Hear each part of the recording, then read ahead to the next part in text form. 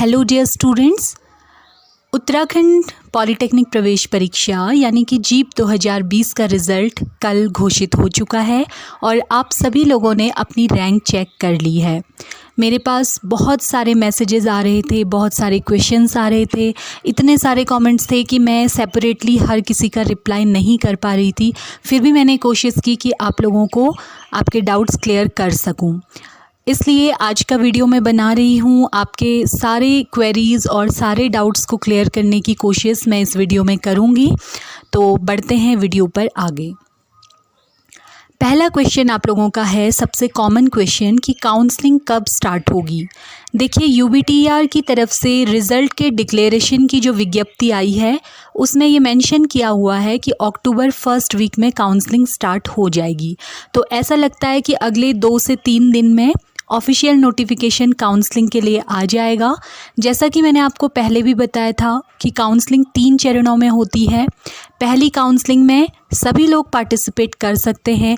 दूसरी काउंसलिंग में भी वो लोग जिन्होंने पहली में पार्टिसिपेट नहीं किया या फिर वो लोग जिन्होंने किसी कॉलेज में एडमिशन ले लिया है और चेंज करना चाहते हैं अपने कॉलेज को, वो भी इसमें पार्टिसिपेट कर सकते हैं।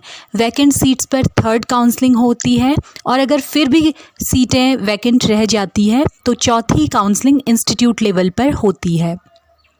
काउंसलिंग के लिए किसी भी तरह की फ़ीस नहीं होती है। केवल साइबर कैफ़े वाला आपका नेट का चार्ज और प्रिंटिंग चार्ज लेगा और कोई भी चार्ज नहीं होता है। आप लोग चाहें तो घर पर अपने मोबाइल पर भी काउंसलिंग कर सकते हैं।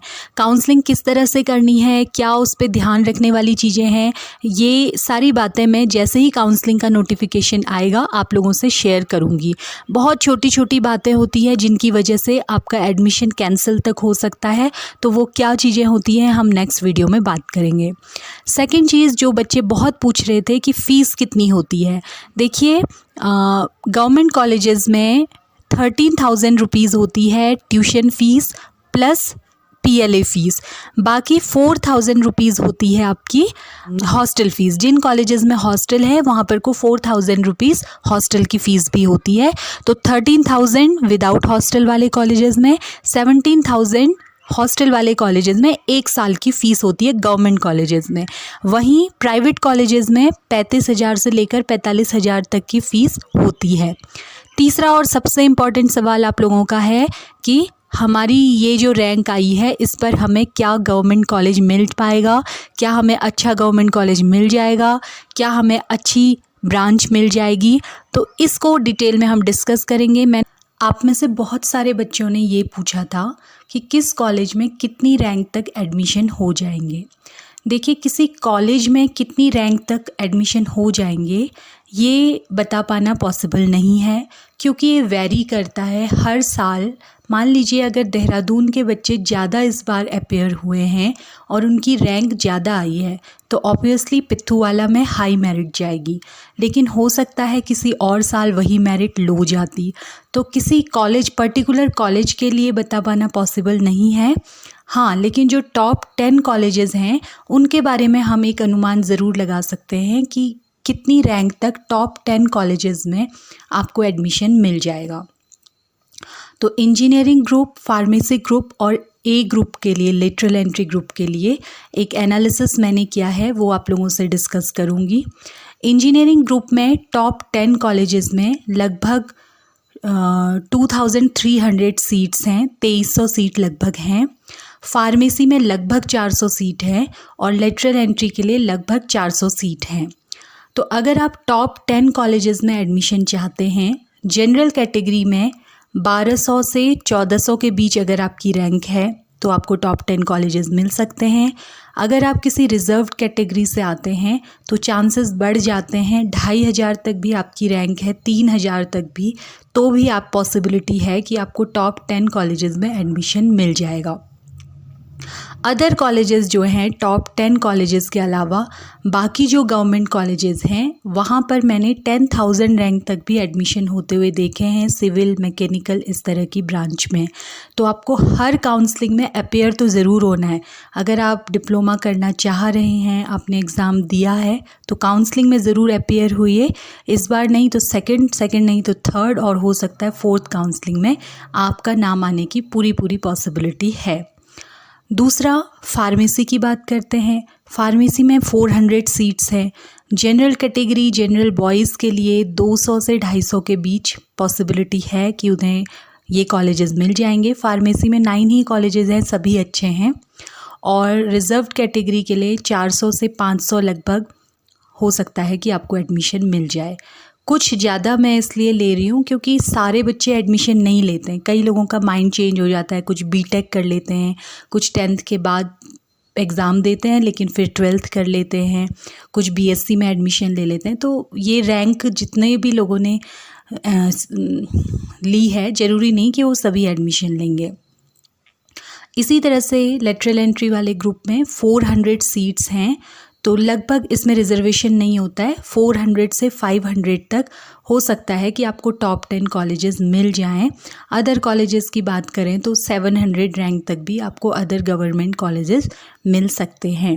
तो टॉप 10 कॉलेजेस के लिए और अदर गवर्नमेंट कॉलेजेस के लिए किस रैंक पर एडमिशन आपको मिल सकता है, ये मैंने आपको बताया।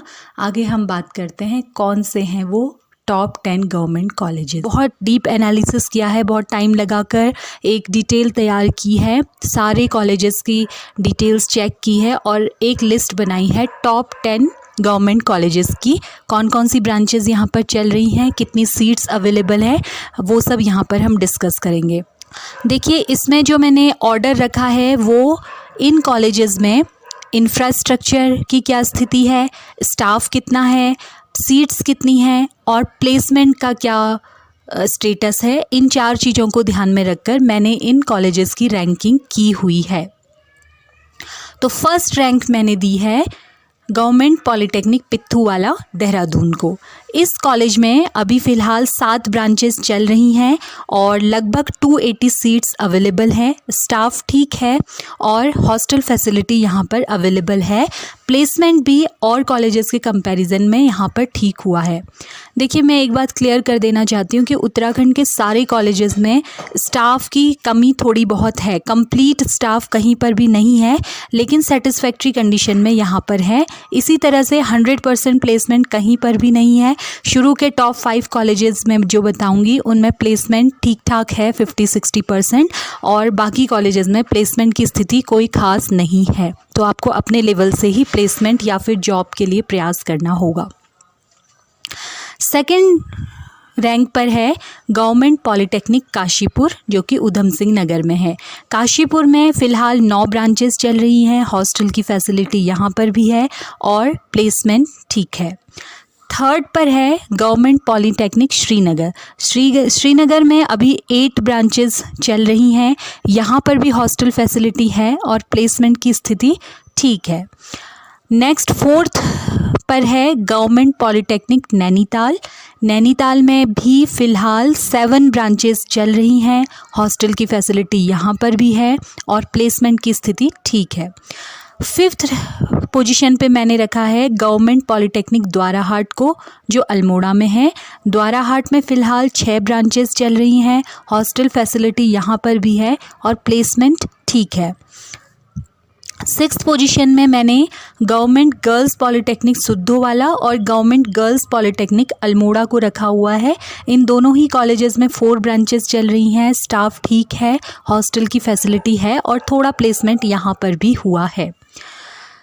ये थे मेरे टॉप 6 कॉलेजेस। आगे के कॉलेजेस में स्टाफ तो है, ठीक ठाक स्टाफ है, हॉस्टल की फैसिलिटी इसमें से केवल लोहाघाट में है और प्लेसमेंट भी ठीक है, बहुत ज़्यादा नहीं है। ये आएंगे नेक्स्ट 4 कॉलेजेस। तो 7th कॉलेज है गवर्नमेंट पॉलिटेक्निक लोहाघाट। लोहाघाट में फ़िलहाल 4 ब्रांचेस चल रही हैं और यहाँ पर हॉस्टल की फैसिलिटी आपको मिल जाएगी, स्टाफ ठीक है और प्लेसमेंट ठीक है यहाँ पर भी, ठीक है। 8th नंबर पर है गवर्नमेंट पॉलिटेक्निक उत्तरकाशी, जहाँ पर अभी 5 ब्रांचेस चल रही हैं। यहाँ पर हॉस्टल फैसिलिटी अवेलेबल नहीं है और प्लेसमेंट भी वेबसाइट पर मुझे ज़्यादा कुछ दिखाई नहीं दिया।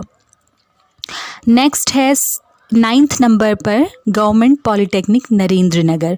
नरेंद्र नगर में फ़िलहाल 4 ब्रांचेस चल रही हैं, स्टाफ ठीक है और प्लेसमेंट भी कुछ खास यहाँ पर भी नहीं है। और लास्ट 10th नंबर पर है गवर्नमेंट पॉलिटेक्निक गौचर, जो कि चमोली में है, और यहाँ पर फ़िलहाल 4 ब्रांचेज़ यहाँ भी चल रही हैं और स्टाफ ठीक है, प्लेसमेंट कुछ खास यहाँ पर भी नहीं है। तो ये टॉप 10 कॉलेजेस थे। जैसा मैंने आपको पहले ही बताया, पूरा स्टाफ आपको किसी भी जगह पर नहीं मिलेगा। इन सारे कॉलेजेस में लगभग एक को छोड़कर, तो दोवाला और अल्मोड़ा को छोड़कर बाकी सभी में फार्मेसी के कोर्स भी चल रहे हैं। और इन 10 गवर्नमेंट कॉलेजेस के अलावा KLP पॉलिटेक्निक रुड़की में है, जो गवर्नमेंट एडेड कॉलेज है, और यहाँ पर भी 5 ब्रांचेस रनिंग हो रही हैं। अच्छा इंफ्रास्ट्रक्चर इस कॉलेज में भी है और हॉस्टल फैसिलिटी भी है, तो इस कॉलेज को भी आप ऑप्ट कर सकते हैं। इन 11 कॉलेजेस में से 10 कॉलेजेस में फार्मेसी की भी ब्रांच रन कर रही है, और फार्मेसी का स्टाफ सारे ही कॉलेजेस में अच्छा है। ये सारे कॉलेजेस फार्मेसी के लिए बहुत अच्छे हैं। कॉलेजेस में civil, electrical, mechanical, electronics, information technology जैसे ये सारी इंजीनियरिंग की ब्रांचेस चल रही हैं। स्टूडेंट्स, ये सारी जानकारी मैंने इन कॉलेजेस की ऑफिशियल वेबसाइट से कलेक्ट की है। हो सकता है कि कुछ चेंजेज आ गए हों और वेबसाइट पर अपडेटेड नहीं हो, तो मेरी आप लोगों को सलाह है कि अगर आप किसी भी कॉलेज में एडमिशन लेते हैं तो एक बार जाकर देख लीजिए, खुद ही वहाँ पर पढ़ने वाले स्टूडेंट से पूछ लीजिए, कंफर्म कर लीजिए, स्टाफ से बात कीजिए, उसके बाद अपना डिसीज़न लीजिए। कॉलेजेस की ऑफिशियल वेबसाइट के लिंक मैंने नीचे डिस्क्रिप्शन बॉक्स में दिए हुए हैं, आप खुद जाकर भी चेक कर सकते हैं कॉलेजेस में इंफ्रास्ट्रक्चर, प्लेसमेंट, स्टाफ की क्या स्थिति है। ये थे टॉप 10 कॉलेजेस, लेकिन इसके अलावा टोटल 68 कॉलेजेस हैं जो उत्तराखंड में गवर्नमेंट पॉलिटेक्निक हैं। ये पॉलिटेक्निक्स नए स्थापित हुए हैं, अभी इनकी बिल्डिंग नहीं बनी हुई है, तो ये किराए के बिल्डिंग में या फिर अल्टरनेटिव व्यवस्था में चल रहे हैं। स्टाफ थोड़ा कम होता है, लेकिन इनमें भी अच्छी ब्रांचेस चल रही हैं, सिविल, मैकेनिकल वगैरह। तो अगर आपको टॉप 10 नहीं मिलता तो आप इन कॉलेजेस में एडमिशन ले सकते हैं, नए गवर्नमेंट कॉलेजेस में। मैंने देखा है कि 4th काउंसलिंग तक 10,000 रैंक वालों को भी सिविल या मैकेनिकल जैसी ब्रांच मिल जाती है। आप ले लीजिए एडमिशन, फर्स्ट ईयर की पढ़ाई कीजिए, सेकेंड ईयर में ट्रांसफ़र का ऑप्शन आपके पास होता है। अगर आप अच्छा परफॉर्मेंस करते हैं तो मेरिट बेस पर आपका ट्रांसफ़र हो जाता है। तो ये बच्चों था मेरा एनालिसिस रैंक और कॉलेज पर। नेक्स्ट वीडियो में हम बात करेंगे काउंसलिंग की, जैसे ही नोटिफिकेशन आता है। और कोई डाउट्स हों तो आप मुझे कॉमेंट सेक्शन में लिखिएगा, मैं कोशिश करूँगी टाइम निकाल कर कि आपके कॉमेंट्स का रिप्लाई कर सकूँ, और बाकी के डाउट्स मैं आपको नेक्स्ट वीडियो में क्लियर करूँगी। Thanks for watching the video.